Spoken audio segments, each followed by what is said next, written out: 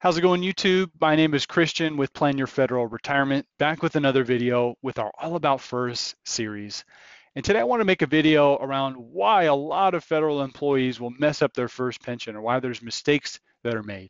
In fact, the latest statistic that I saw when OPM calculates what your retirement is going to be and they're working on your retirement application is that over 20% of the time that mistakes are made when your application is finalized.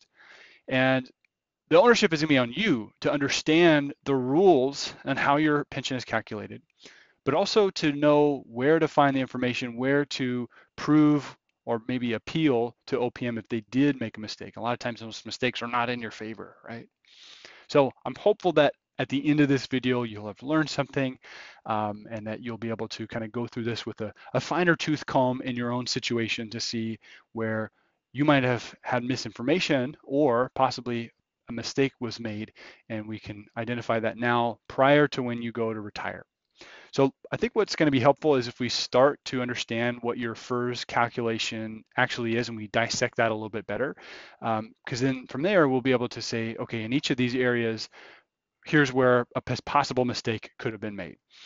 I'm sure you're familiar with the formula, but I'll write it here on the board just as a refresher. We take our high 3, we multiply that by your credible service, and then we multiply that by your pension multiplier. Now, typically that pension multiplier is 1%, but there's reasons it could be different, and we'll talk about that today. So let's start with our high 3. When it comes to our high 3, a mistake that could be made is thinking that your high 3 is going to be the last 3 years prior to when you separate from service. Well, it's actually not. It's the highest 36 months of average pay, and it doesn't have to be the last 36 months. It could be a time period before that if you're in a higher paying position. Now, it doesn't count for part-time work, right? If your part-time pay is higher but you're working less hours, it's still going to be a factor into your high 3 at whatever basic pay. And that leads me to another area of a mistake, is not knowing what your basic pay is.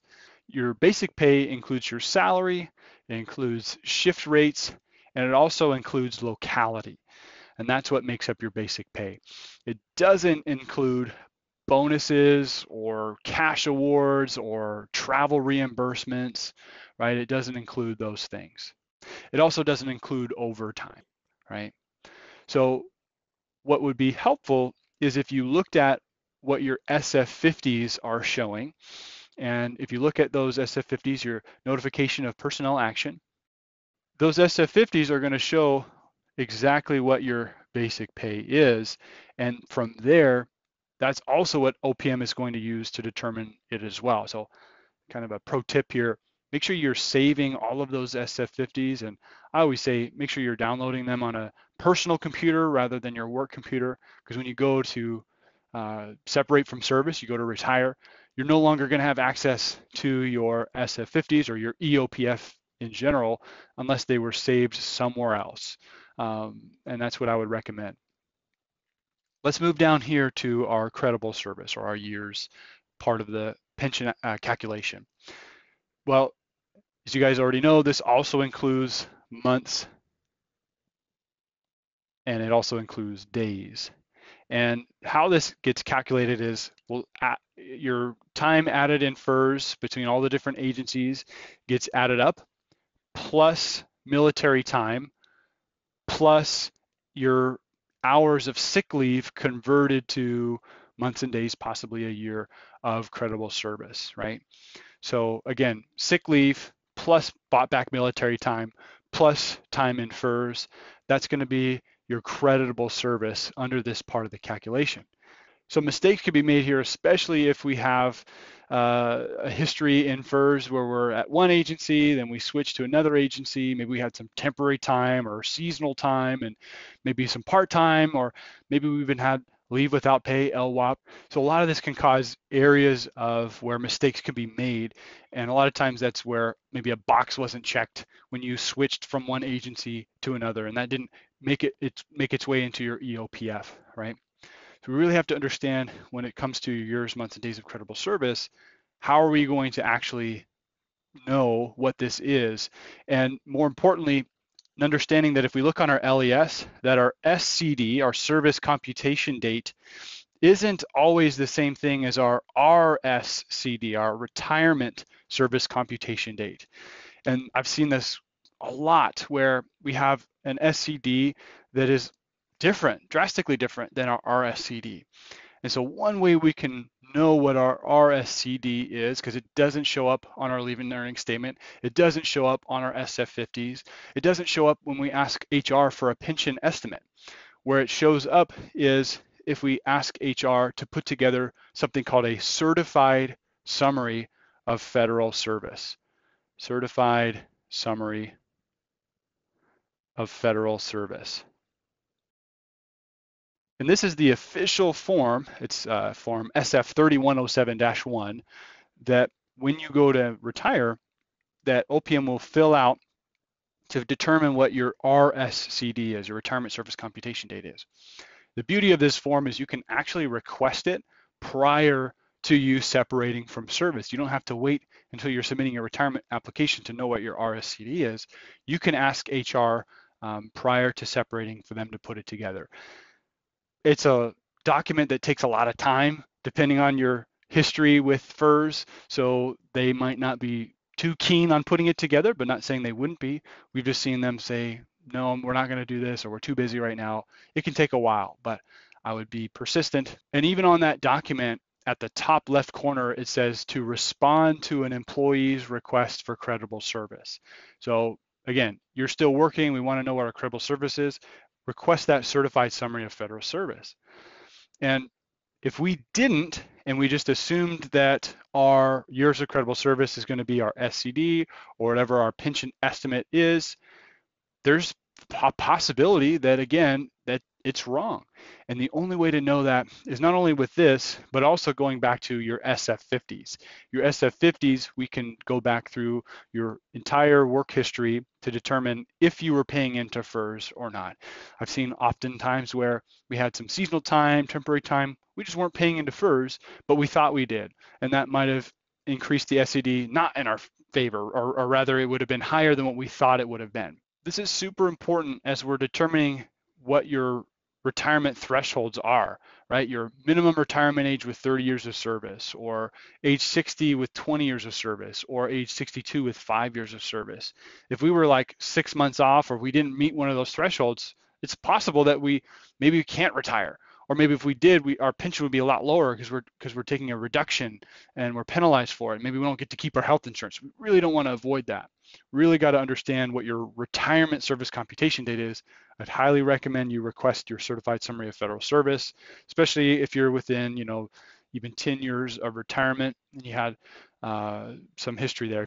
If you're just getting started in FERS, maybe it's not something that you need to request right away. But as you get closer and closer to retirement, again, maybe 10 years, maybe 5 years away from retirement, could make a lot of sense. So now we're going to move on to our pension multiplier. Again, typically this is 1%, could be 1.1%, which is kind of nice. And this is if we retired at age 62 with 20 years of credible service. What I always like to say is if we're within, a few months or maybe even a year and we've got that 20, I'm always encouraging our clients to hang on just a few more months, because that extra 10% increase going from 1% to 1.1% is huge. It can make a pretty big difference on what your pension would be. And so understanding that rule.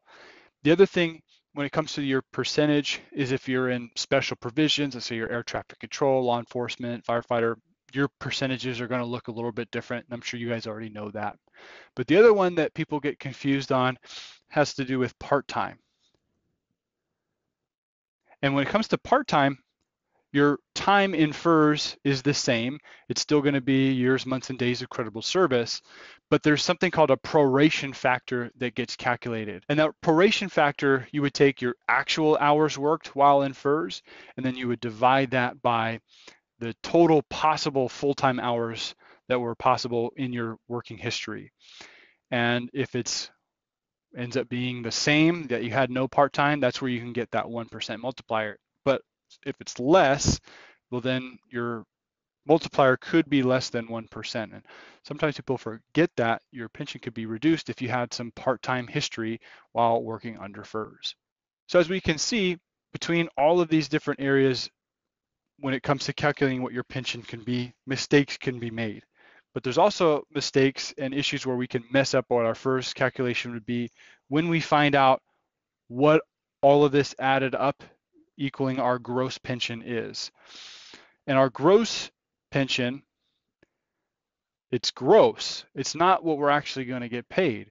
And can't stress how often we see where someone will come in and they'll get their retirement estimate from HR and they'll say, hey, my pension's going to be $3,000 and my Social Security is going to be $2,000 and I'm set, I've got $5,000.